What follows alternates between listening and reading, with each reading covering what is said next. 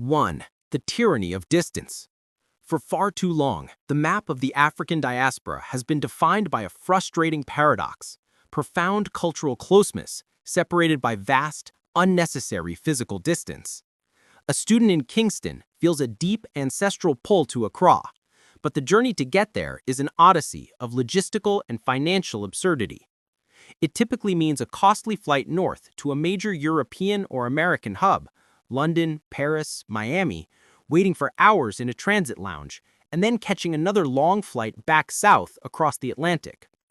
What should be a simple journey across a single ocean becomes a grueling 20-hour, multi-thousand-dollar continental detour. This isn't just an inconvenience, it is a deliberate barrier. This tyranny of distance, engineered by old airline route networks centered on former colonial metropoles, has actively suppressed the potential for deep people-to-people connection. It has made family reunions a once-in-a-lifetime luxury, stifled academic collaboration, and placed a ceiling on tourism and business development. It has kept the global African family physically estranged, forcing us to meet on the turf of others rather than on our own terms. This artificial separation has been one of the most effective tools in slowing the reintegration of our diaspora. But now, after decades of stagnation, the dam is finally breaking. The skies between Africa and the Caribbean are opening, not through the benevolence of foreign airlines, but through our own strategic vision and demand. We are finally building the physical bridges to match our cultural and historical ones. 2. The new air bridges, rewriting the map. The sound of this change is the roar of a jet engine on a new flight path. The emergence of direct air links between Africa and the Caribbean is not a minor travel update. It is a geopolitical statement written in contrails across the Atlantic. This revolution began in earnest with the landmark announcement of a direct flight route between Ghana and Barbados, operated by Africa World Airlines. This was more than a new flight. It was a breach in the wall. It proved that the demand was real, the route was viable, and the political will was there. Since then, the momentum has only accelerated. Airlines like Ethiopian Airlines, with its vast Pan-African network, are actively exploring routes to major Caribbean hubs. The business model is evolving beyond passenger travel to include dedicated cargo flights, ensuring that the trade in perishable goods, from Caribbean spices to African produce, can keep pace with the new financial systems we are building. The economic calculus is simple yet powerful. Every direct flight eliminates the need for that expensive and time-consuming layover in the global north, slashing the cost of travel by 30% or more, and cutting journey times from over 20 hours to under 8. This doesn't just make travel easier, it transforms it from a distant dream into a practical reality for students, entrepreneurs, artists, and tourists. These new flight paths are redrawing the map in real time, literally connecting the dots between our nations and creating a tangible network of belonging. They are the vital arteries through which the lifeblood of our renewed partnership, people, products, and ideas, will now freely flow. This is the kind of foundational change we track here at Africa's Lost Heritage. If you're inspired to see these barriers finally crumbling, become a part of our community. Hit that subscribe button and the bell icon right now, because the connections we're making in the air are only the beginning. The real magic is happening in the minds of our next generation. 3. The exchange student, engineering a shared future. If direct flights are the arteries, then student exchange programs are the oxygenated blood they carry. While we build financial and physical infrastructure, the most critical investment we can make is in the human capital that will sustain it for generations to come.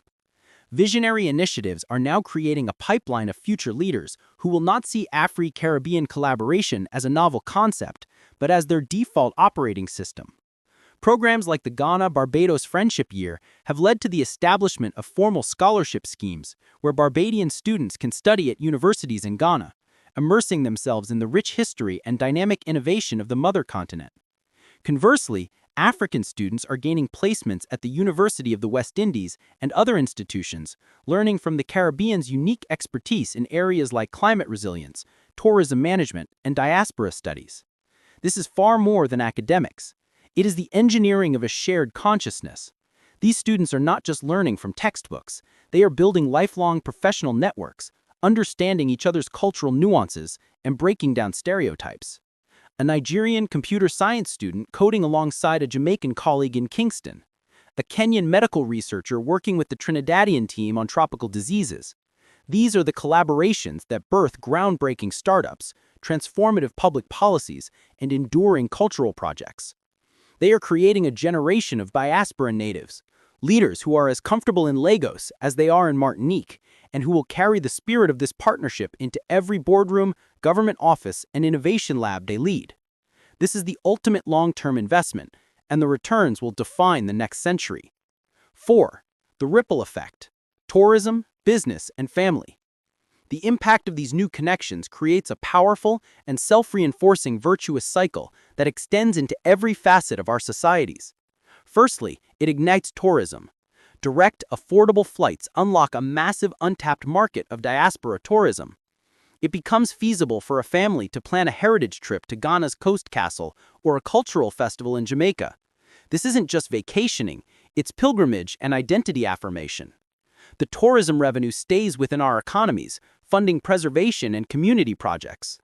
Secondly, it supercharges business.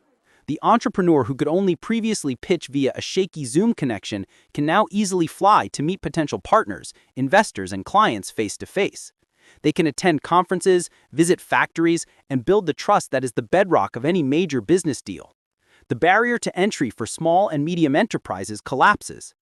Thirdly, and most profoundly, it reunites families. It reconnects the branches of a family tree that was brutally severed centuries ago. It allows for cousins to finally meet, for elders to share stories, and for a new generation to grow up with a tangible, living connection to their extended families across the ocean. This healing of the social and spiritual fabric is perhaps the most powerful outcome of all, mending the wounds of the Middle Passage, not with words, but with presence and shared experience. This is how we move beyond history and into a shared future. The power of this reconnection is unbelievable. What part of this resonates most with you? Is it the family reunions, the business opportunities, or the student exchanges? Let me know in the comments below.